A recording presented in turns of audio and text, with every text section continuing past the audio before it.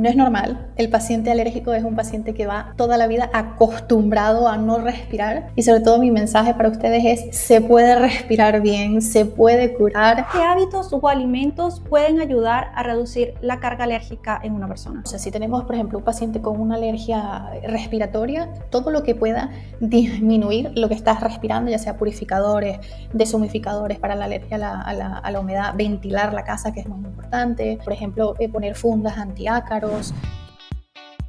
Bienvenidos una vez más a este canal. Hoy tenemos una invitada de lujo especial. Se trata de la doctora Carlota Lazo, una experta en alergología e inmunología clínica, con formación en la Universidad Central de Venezuela y residencia en el prestigioso Hospital Universitario Germans Trias y Pujol de Barcelona. Actualmente lleva su consulta online, atendiendo a pacientes adultos y pediátricos con todo tipo de alergias respiratorias, cutáneas, alimentarias y medicamentosas. Doctora Carlota, es un honor tenerte acá con nosotros. Muchas gracias por la invitación y sobre todo felicidades por este canal tan increíble, y seguro que vendrán cosas aún mejores. Carlota, voy al grano. ¿Una persona nace alérgica o se hace alérgica? A mí me encanta esta pregunta porque el paciente que te viene a la consulta siempre te dice: a ver, pero yo he pasado toda mi vida sin ser alérgico, ¿por qué ahora? Y yo les digo eso: uno no nace alérgico, se hace alérgico. ¿Qué significa eso? Que tú vienes a este mundo con una predisposición genética a desarrollar una alergia, pero realmente es después de que te vas exponiendo a todo durante tu vida, a todo lo que respiras, a todo lo que comes, que es que tu cuerpo es capaz de reconocer a un alimento o un alérgeno inhalado como un alérgeno, y es ahí donde te haces alérgico. Por tanto, tú no naces alérgico, sino te haces alérgico después de exponerte. ¿Y en qué tiempo más o menos las personas se hacen alérgicas en esa línea que nos describes? Claro, es que desafortunadamente no hay nada así escrito en piedra para decir: después de que tú tengas X cantidad de tiempo vas a desarrollar una alergia. De hecho, lo que estoy viendo es que ahora con más frecuencia estoy viendo pacientes cada vez más pequeños con mayor número de alergias. Es decir, cuando yo empecé la clínica hace muchos años eran pacientes más bien adolescentes o adultos que comenzaban con síntomas de alergia. Ahora veo niños de 3 años con 5 alergias, que tú dices: ¿en qué momento ha tenido este niño tiempo para sensibilizarse a tantas cosas? ¿Vale? Increíble. ¿Y por qué crees que pasa eso, que ahora a más temprana edad se están haciendo o reaccionando a las alergias? Bueno, esto ya nos sonará un poco repetitivo, ¿no? Pero el calentamiento global, esto tiene aquí un papel muy importante, porque al final, sobre todo, los pólenes vienen con mayor fortaleza, con mayor fuerza, como con mayor rabia, y por tanto se adelantan a su temporada y vienen con mayor cantidad de polen. Entonces, si antes tú te exponías a 2.2 micropartículas, pues ahora te estás exponiendo a 8. Entonces, claro, tu cuerpo tiene una mayor carga de alergia para sensibilizarse. Creo que esto es uno de los motivos más importantes. Importante, ¿no? Todo nuestro ambiente, cómo nos está influyendo en el día a día en estas reacciones y enfermedades en general. ¿Y qué pasa cuando el cuerpo tiene una alergia? ¿Qué sucede? Ajá, bueno, esto sobre todo la alergia va muy de la mano con tu sistema inmunológico, ¿vale?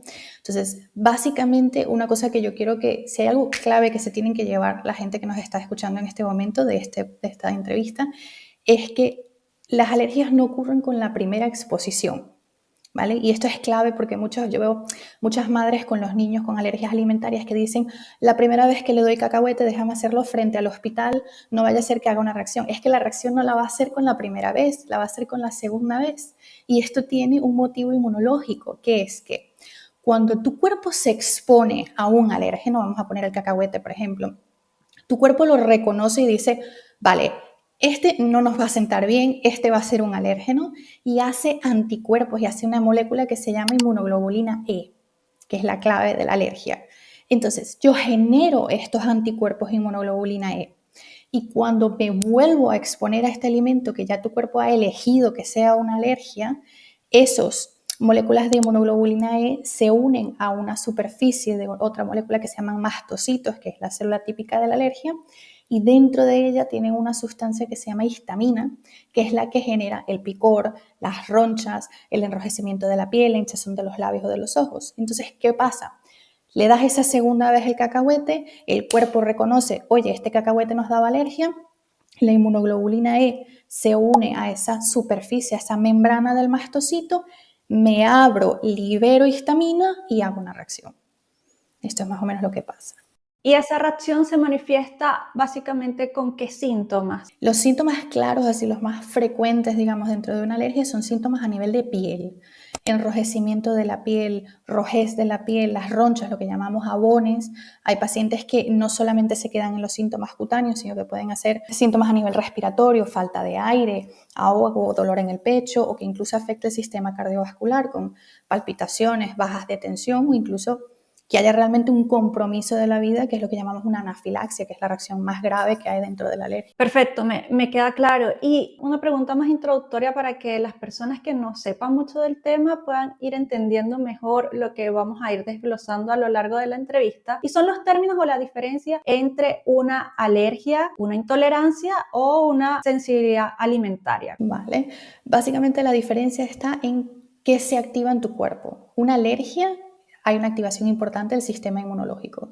Una intolerancia alimentaria, tu sistema inmunológico aquí no tiene nada que ver. Esto es algo a nivel de un proceso inflamatorio digestivo, porque no tienes las enzimas, porque tienes el microbioma alterado, cualquier otra cosa. Y una sensibilidad son síntomas que parecieran una alergia, pero nuevamente no tenemos un sistema inmunológico activo. Es decir, alergia, sistema inmunológico activo. Intolerancia es algo a nivel de no sé digerir bien los alimentos. Y sensibilidad, tengo síntomas que parecen, pero no hay una inflamación digestiva per se, ni tampoco hay una activación de tu sistema inmunológico. Ay, maravilloso. Excelente explicación, Carlota.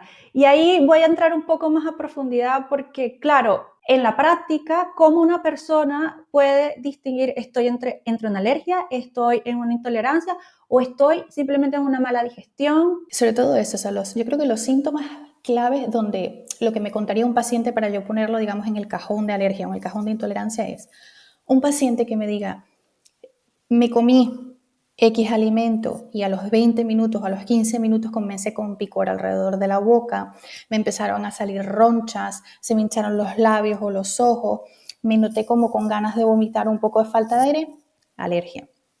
Una intolerancia habitualmente son síntomas más digestivos, dolor de estómago, me puse la barriga que parecía un globo, estaba llena de aire, tengo más bien descomposición o evacuaciones más pastosas, intolerancia. Y sobre todo yo creo que la clave está en uno, tiene el potencial de comprometer tu vida y la otra puede ser muy molesto y muy incómodo, pero no va a amenazar tu vida. Y hay una duda que tengo, Carlota. Hay alergias que, como acabas de mencionar, son inmediatas o casi inmediatas, pero hay otras que son más tardías. Cuéntanos un poco más. Esto, como te digo, Mike, creo que sonará un poco repetitivo, ¿no? Por el tema del sistema inmunológico, pero es que realmente es la base de la alergia. Es las células que se activan.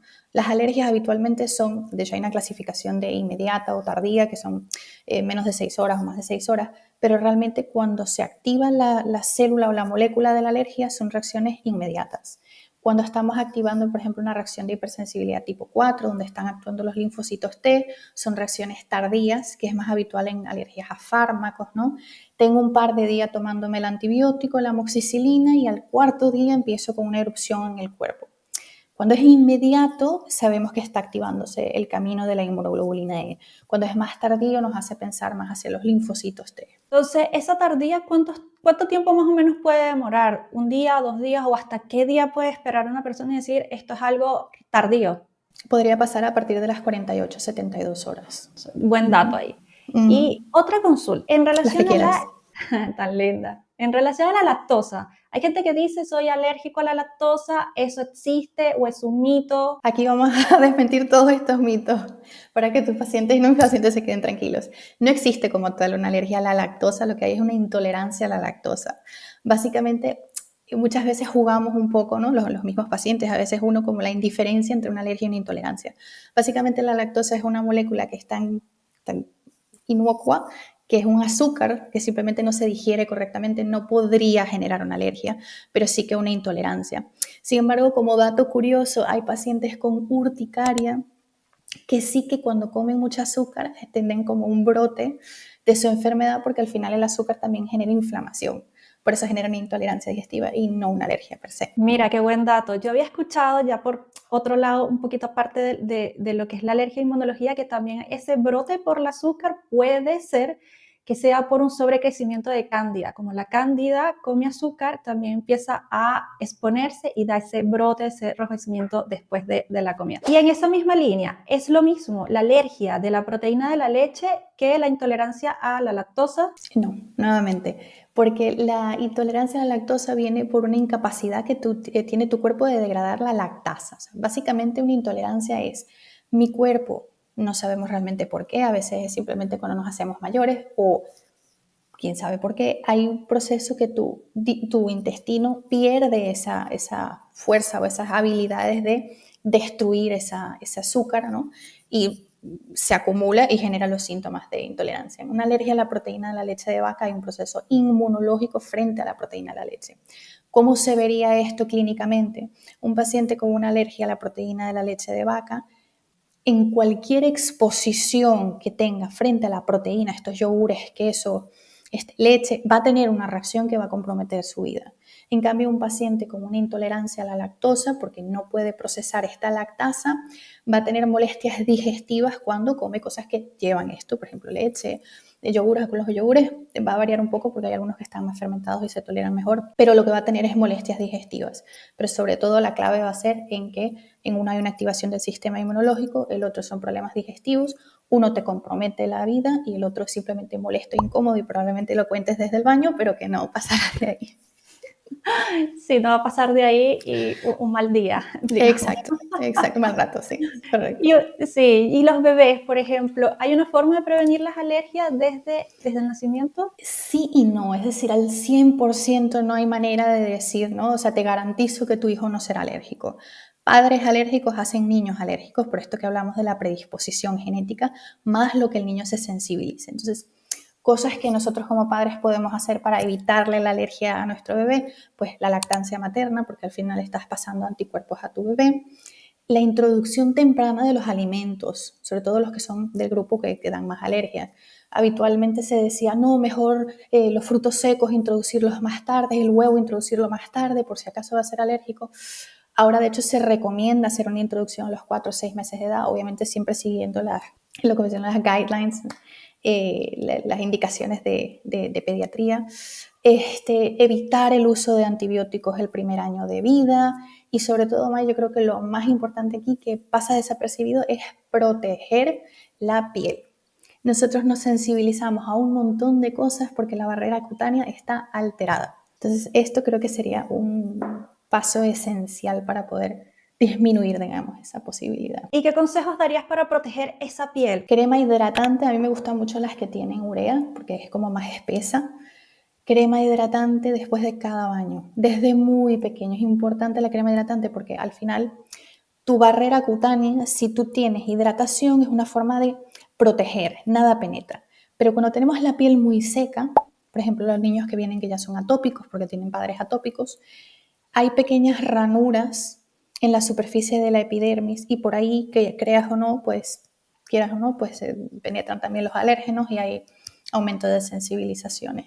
Wow, qué interesante, ese dato no lo había escuchado, muy interesante. Sí, eso para mí creo que es el más importante, aparte de, por supuesto, evitar el tabaquismo en casa, para que no haya inflamación a nivel de los pulmones, lo que hemos comentado de la alimentación, pero esa yo creo que es la clave y es una cosa tan fácil y tan sencilla de hacer y no todos lo saben. Gracias por ese dato, sé que va a ser muy útil para muchas personas, la verdad. Espero que así Incluso sea. para adultos, ¿cierto? Como esa Absolutamente. De hecho, yo siempre le digo a mis pacientes, porque claro, no tenemos habitualmente la rutina de ponernos crema hidratante, ¿no? Entonces, la que tú quieras, no tiene que ser el Roche-Posay de la farmacia, la que más te guste, la que te vayas a poner. Incluso si tú dices, bueno, es que no me gusta la sensación pegajosa, yo a veces digo, métela en la nevera. A mis pacientes con urticaria, métela en la nevera y te la pones fresquita y es una sensación así como agradable después de la ducha. Buen dato. Pregunta, ¿pruebas de alergia realmente sirven? Sí. Y eso yo creo que es una de las formas más rápidas de poder diferenciar entre una alergia y una intolerancia. Piensa que yo en la consulta veo muchos pacientes, ¿no? Y me digan, tengo estos síntomas. Y nuevamente, si me dicen síntomas de piel, hinchazón, de labios o de ojos, ya yo sé que van en el cajón de alergia. Pero al final, es decir, no sería el primer paciente que tiene un síntoma que no termina de caer, ¿no?, en ningún cajón específico y tú dices, mira, hacemos las pruebas de alergia y ya yo sé que si tengo algo positivo es alergia y si no tengo, entonces ya estudiaremos la parte de sensibilidad o de intolerancia. Pero sí, sí que es una manera muy rápida y fácil de saberlo y sí que... ¿Y estas pruebas se puede hacer a cualquier edad, en cualquier momento? A cualquier edad. La única cosa que yo sí que les diría a los que nos están escuchando que tengan presente es que lo único que podría evitar que te hicieran las pruebas de alergia en consulta es que estés tomando antihistamínicos o corticoides. Habitualmente se recomienda que una semana antes de hacer estas pruebas de alergia dejes de tomarlos porque eso sí nos puede alterar el resultado. Pero yo tengo pacientes de 2 semanas de nacidos y tengo pacientes de 90 años, quiero decir, las puedes hacer sin edad. Wow. Y estas pruebas son, como para entenderlas, son varias pruebas, es una sola prueba. ¿En qué consisten estas pruebas? Las pruebas hay baterías, ¿no? Es decir, yo creo que cada alergólogo tiene su batería básica. Yo, por ejemplo, en la clínica tenía una batería de lo que llamamos neumoalérgenos, que es todos los alérgenos respiratorios, el polvo, la humedad, los diferentes tipos de pólenes, gato, perro, tenía hasta hámster, porque tengo pacientes con toda clase de animales, tengo hasta vaca, gallina, etc. Y una batería de alimentos con los alimentos más básicos. Y luego tú vas agregando según los pacientes que te vas encontrando, ¿no? También va a cambiar un poco el sitio donde estés y la dieta que lleven. Entonces, básicamente tienes una batería de inhalantes y tienes una batería de alimentos y después, según lo que te cuenta el paciente, tú decides si le haces una cosa u otra. ¿Cómo son estas pruebas de alergia? Habitualmente antes se hacían en la espalda. A mí hoy en día me parece más práctico y se hace en esta parte, en el antebrazo, ¿vale? Entonces, rápidamente te explico cómo se hacen, que seguro que los pacientes tendrán también un poco de curiosidad, porque a veces se imaginan las cosas más horrorosas. Yo he escuchado cuentos de terror y no son así. Se hace aquí en el antebrazo, se limpia con un poco de alcohol, se ponen unos números y al lado de cada número se ponen unas pequeñas gotas de cada uno de los inhalantes o de los alimentos y encima de cada gotita se hace una pequeña rascadita que yo creo que un rajuño de nuestra mascota hace más daño que eso y lo que buscamos es que esa pequeña gota del alérgeno inhalado, del alérgeno alimento, entre en contacto con la piel, porque en ese momento, recordemos lo que habíamos hablado del sistema inmunológico, tu cuerpo dice, este era el cacahuete que a mí no me gustaba, ¿eh? Se activan todas las células de alergia, contactan el mastocito libera la histamina e inmediatamente aparece un pequeño círculo en la zona donde has hecho contacto con el cacahuete y hace una pequeña pápula como una elevación de la piel que tú cuando le pasas el dedo hace relieve y eso es lo que me dice a mí como alergólogo, vale, aquí puede haber una alergia a cacahuete. Ya eso lo haremos una correlación con lo que te cuenta el paciente. Ah, o sea que los resultados son inmediatos. En 15 minutos. Yo siempre digo que es más rápido que jugarse la lotería y con mejores resultados. Entiendo. A ver, ¿esas son pruebas que las haces tú en la consulta o las indicas? ¿Cómo fluye esto? El paciente llega, va a tu consulta y ¿cómo inicia tu consulta y cómo llegan a estas pruebas? Perfecto. Pues yo, además de que yo soy de mucho hablar, como ya me ves, entonces yo entro, es decir, el paciente entra, yo lo llamo, me presento y lo dejo hablar. Es decir, más allá de lo que yo pueda haber leído en el informe, en la historia clínica del paciente, yo quiero que me lo cuente con sus palabras, porque es muy diferente lo que otra persona puede interpretar que lo que el paciente te puede contar.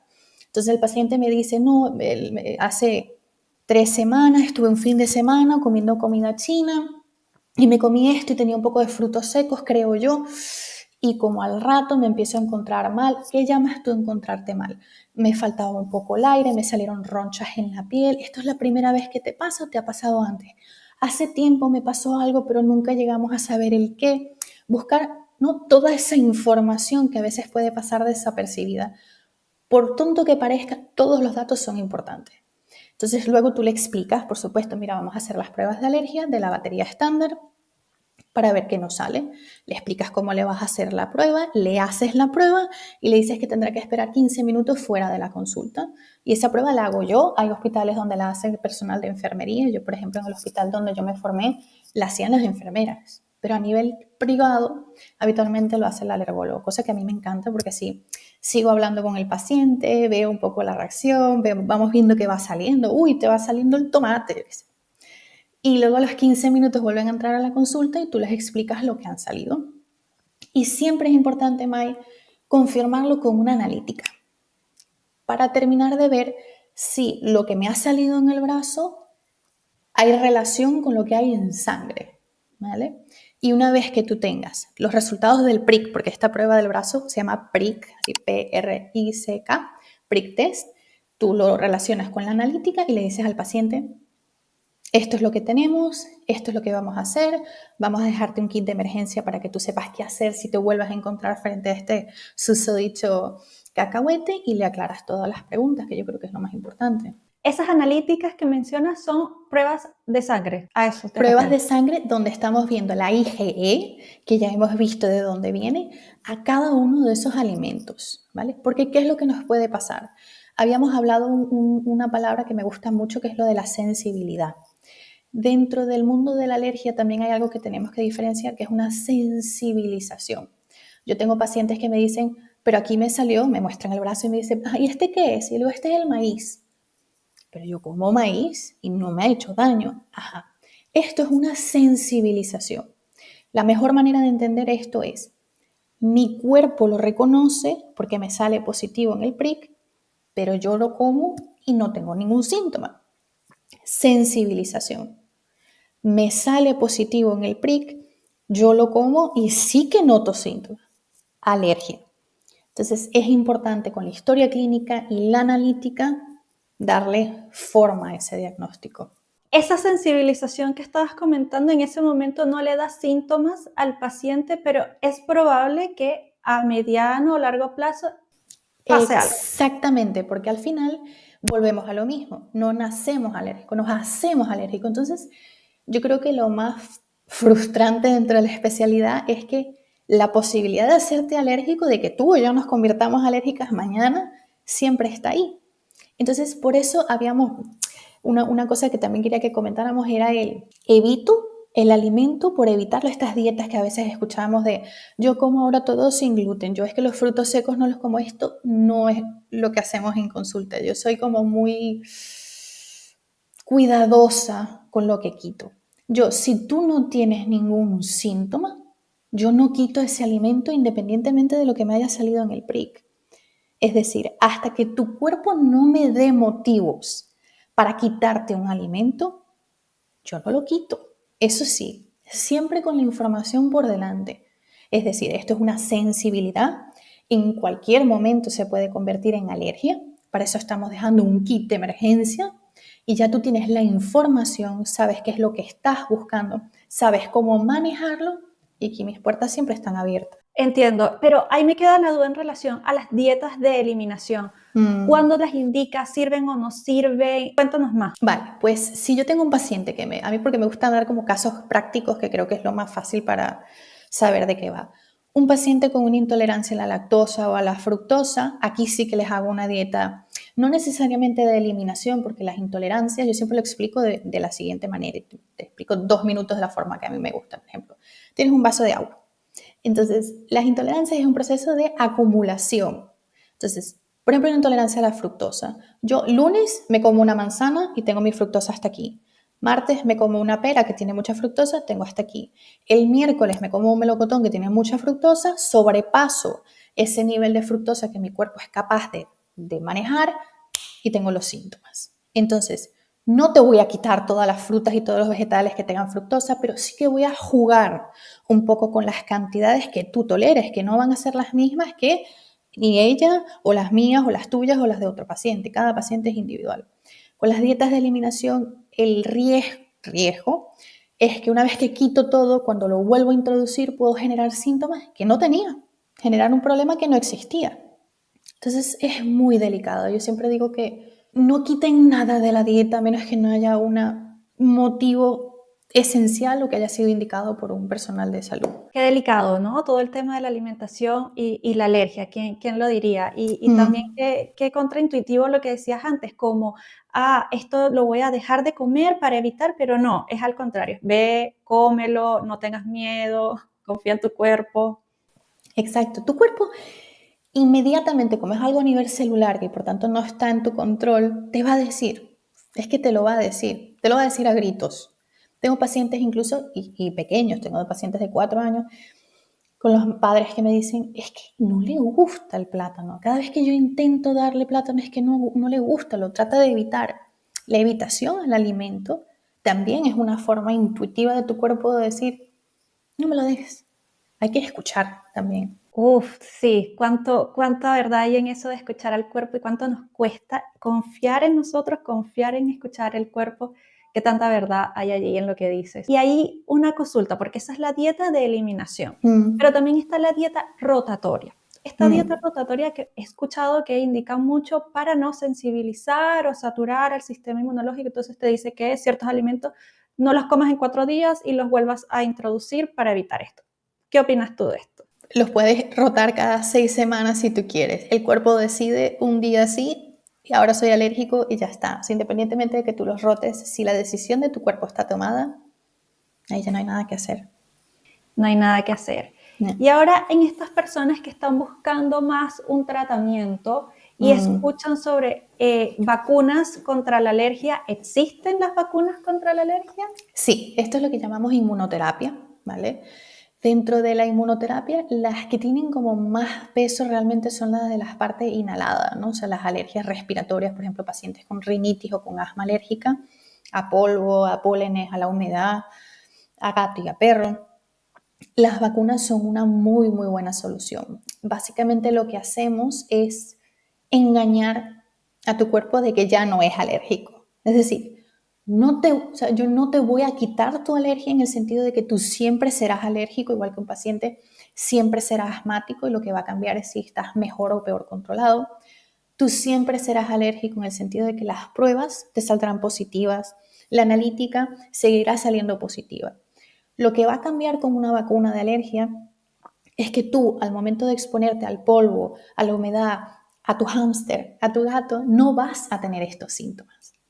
¿Y cómo funciona? Nosotros vamos a ir dándole a tu cuerpo pequeñas concentraciones de lo que él es alérgico. Si tú eres alérgico al gato, te voy a dar pequeñas concentraciones de gato, lo suficientemente pequeñas para que tu cuerpo ni se dé cuenta. Porque claro, en el momento en el que yo sobrepaso ese dintel, hago una reacción. Entonces siempre tiene que estar por debajo. Por eso es que son tratamientos que son largos. Habitualmente las vacunas de alergia van entre 3 a 5 años de tratamiento. Wow, ¿y esas vacunas se colocan en el consultorio o el paciente mismo en su casa? ¿Cómo funciona? Va a depender, porque tenemos varios tipos de vacuna, que yo voy a sonar como una farmacéutica, pero realmente es porque tengo bastante experiencia con el tema de la inmunoterapia. Hay vacunas orales, que son sublinguales, es decir, debajo de la lengua, o en pastillitas que se disuelven debajo de la lengua, y hay las subcutáneas, que son las más frecuentes, a pesar de que ahora la parte oral está, digamos, cogiendo vuelo. Las que son subcutáneas sí que se recomiendan en el consultorio médico, porque las tiene que pinchar un médico o una enfermera. Las sublinguales, tanto en la parte en gotas como en pulverizaciones o en pastillitas, la primera dosis siempre se va a colocar en el consultorio médico con un alergólogo presente, pero las siguientes sí que pueden ser en casa. Y eso es facilidad para pacientes pequeños que no les gustan las agujas, o sea, niños sobre todo. Tengo uno adulto que van tatuados, pero le tienen terror a las vacunas y por tanto prefieren las sublinguales. Y pacientes que van a hacer viajes, que me dicen, mira, yo me voy de Erasmus 2 años a Inglaterra y ¿cómo hago con la vacuna? No te preocupes, hacemos una versión sublingual, ponemos la primera dosis juntas y ya las siguientes las puedes hacer tú tranquilamente en casa. ¿Y esas dosis son semanales o son diarias? Más o menos, ¿cómo Va a funciona? depender, va a depender. Las que son pinchadas habitualmente son una vez cada 4 semanas o 6 semanas, es decir, una vez al mes, durante un mínimo de 3 años y un máximo de 5 años. Las sublinguales va a depender. Hay pautas que son de 3 veces por semana, 2 veces por semana, pero habitualmente hay unas que son diarias, son más continuas porque, claro, al final es debajo de la lengua, necesitas poder hacerlo un poco más seguido. Cosas que hay que saber de la inmunoterapia, que yo creo que es lo que siempre me preguntan. ¿Son seguras? Son muy seguras. De hecho, la primera vacuna de la alergia fue descrita en 1911. Wow, un montón. Exactamente. Y que son vacunas que están aprobadas incluso a nivel pediátrico a partir de los 5 años de edad. Tienen muchísimos estudios de seguridad y cada vez más van haciendo no solamente más variedades de vacunas, sino mezclas. Antes era como insólito pensar en mezclar un ácaro del polvo con un polen y ahora hay unas combinaciones increíbles que le dan una facilidad tanto al médico como al paciente. Son muy seguras, las reacciones habituales son cuando son pinzadas, son a nivel local, un poquito de enrojecimiento, un poco de picor, a veces pueden hacer un poquitito de nódulo y eso tiene solución. A veces dividimos las dosis entre los dos brazos, a veces bajamos un poco de dosis, a veces le damos un poco de antihistamínico antes, a veces ponemos un poco de hielo. Y cuando las ponemos debajo de la lengua puede haber un poco de picor en la zona debajo de la lengua o un poco de ardor a nivel estomacal, pero lo habitual son reacciones locales. ¿Hay reacciones más graves? Sí. Yo de momento no he tenido ninguna. Son muy poco frecuentes, es un porcentaje muy bajo y por eso siempre ponemos las pinchadas, que son las que tienen más riesgo, en la consulta para poder verificar. Y esa composición de las vacunas, básicamente lo que tienen es ese componente que le da alergia a la persona o es otra cosa. Hay una mezcla, es decir, porque al final tiene que ser estable, tiene un montón de cosas de farmacia que yo ni te sabría explicar porque no es lo mío, pero lo que tiene es, por ejemplo, un 50, me invento una pauta, ¿no? 50% de ácaro de polvo y 50% de alternaria, que es un hongo de la humedad. Eso junto con los estabilizantes para hacer que la vacuna sea estable a ciertas temperaturas y que aguante, etc. Pero lo que tienes, a lo que te estoy pinchando, es lo que tú eres alérgico. Y muchos pacientes me dicen, 3 a 5 años, madre mía, ya me va mejor que me quede yo con mi alergia, ¿no? Pero eso tiene un porqué. Nosotros, a pesar de que tenemos que vacunar durante 3 a 5 años, no significa que tú no vas a notar nada hasta los 5 años de tratamiento. Tú empezarás a notar mejoría a partir de los 6 meses, primer año de tratamiento. A partir del segundo año de tratamiento es donde realmente hemos conseguido esa tolerancia inmunológica, es decir, hemos engañado al cuerpo de que tú no eres alérgico. Alérgico, tú, nunca. Y ya a partir del tercer año lo que estamos buscando es que tú no tengas síntomas cuando te expongas a ese alérgeno a largo plazo. A mí lo que me interesa es que tú más nunca tengas problema de la alergia. Sí que es cierto que no es de aquí a que ya no estemos en este mundo, no tendrá síntomas. Hay gente que necesita un recuerdo, pero esto habitualmente después de 25 años, a veces hacemos un recuerdo de 1 o 2 años. Pero van genial y yo tengo pacientes muy contentos que han dejado tratamiento del asma, que han dejado los antihistamínicos diarios para la rinitis porque no les hace falta, que viven con su conejo y con su gato encima y están contentos y no tienen molestia. Realmente cambia la vida. Es bien impactante, sobre todo que es muy común las personas que tienen alergia al polen y están todo el tiempo con alergia, que tengan una solución. Y ahí va la duda, ¿esa solución existe solo con las vacunas o hay otro tipo de tratamiento? Piensa que al final, es decir, yo creo que tratamiento como tal, o sea, si alguien me dice a mí, yo quiero algo que me lo quite, es decir, que yo no necesite más nada sino eso, te diría la inmunoterapia. Lo otro son parches. No es que no funcione, pero no te va a detener realmente esa respuesta inmunológica que está pasando, ese proceso inflamatorio secundario, una respuesta inmunológica a ese alérgeno. ¿Qué parches tenemos? Los antihistamínicos, las pastillas de la alergia, que claro que te van a quitar los estornudos y el picor de nariz y la rinorrea, lo que llamamos esa mucosidad líquida, los estornudos, te va a quitar todo eso. Tenemos sprays de nariz, corticoides nasales que te van a quitar el taponamiento. Tenemos inhaladores para el pulmón que van a controlar esa inflamación por tu asma alérgica. Pero en el momento en el que tú dejes tu corticoide nasal, tu pastilla de alergia o tu inhalador, esa inflamación va a volver a venir porque no lo estás controlando, no estás atacando realmente de raíz. Y ahí, ¿qué hábitos o alimentos pueden ayudar a reducir la carga alérgica en una persona? Bueno, sobre todo, no sé, si tenemos, por ejemplo, un paciente con una alergia respiratoria, todo lo que pueda disminuir lo que estás respirando, ya sea purificadores, deshumificadores para la alergia a la humedad, ventilar la casa, que es muy importante, por ejemplo, poner fundas antiácaros, evitar el uso de alfombras, peluches, que cuántos no teníamos la casa llena de peluches de pequeños que acumulan mucho polvo.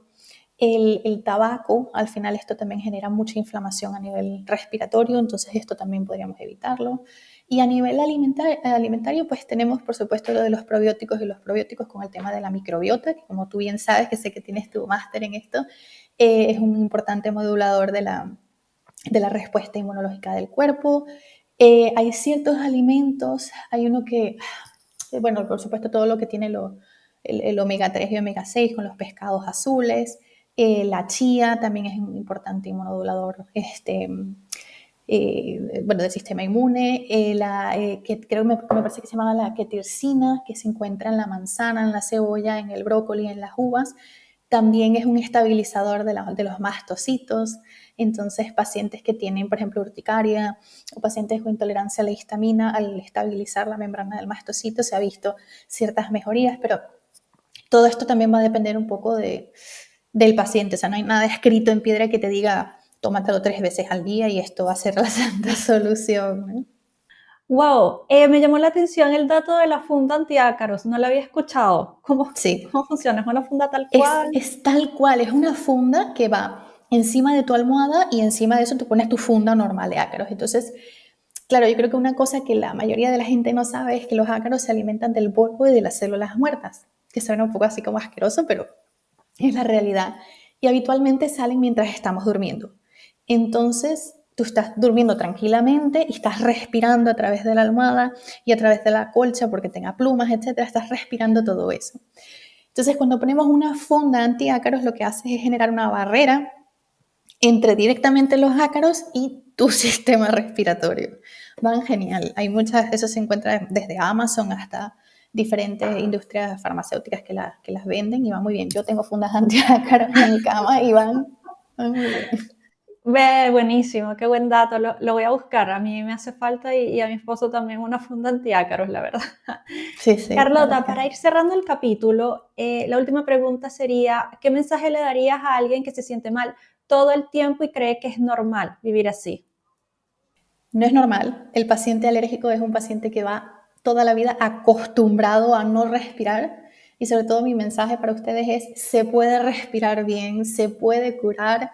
Para eso tenemos vacunas de la alergia y con buscarte una cita, incluso yo hago consultas online con tu alergólogo, podemos hablar de estos síntomas, ponerle un nombre a tu diagnóstico y buscar el mejor tratamiento para que puedas hacer vida normal, porque es posible. Ay, qué buen dato. Gracias, Carlota, por todo esto y ojalá que las personas que nos estén escuchando pues busquen apoyo, saben que no es normal vivir así, busquen un experto como Carlota que los va a ayudar en eso y los va a hacer vivir respirando mejor, teniendo a su mascota, comiendo mejor también. Así que gracias, Carlota, por todos estos conocimientos y espero invitarte en otro episodio para que nos compartas aún más información. Gracias, Mae, de verdad que ha sido un placer compartir esta mañana contigo y sobre todo toda la información que hemos podido darle a todas las personas que nos están escuchando y todo lo que podríamos ir a más profundidad, porque al final la alergia es algo tan vasto que esto es la punta del iceberg. Y bueno, cuando ya te entrevistaré yo más adelante para hablar un poco del microbioma, que seguro que todos los que nos escuchan quieren saber más y estarían en unas manos expertas contigo. Así que muchas gracias Ay, por todo. gracias a ti, Carlotica, y también mil recomendaciones para ti, porque siempre has sido una persona que va a lo más profundo de todas las cosas, buscando el detalle para entregar siempre un mejor servicio, una mejor atención y siempre buscando lo mejor de cada persona. Gracias, Mae, por tus palabras.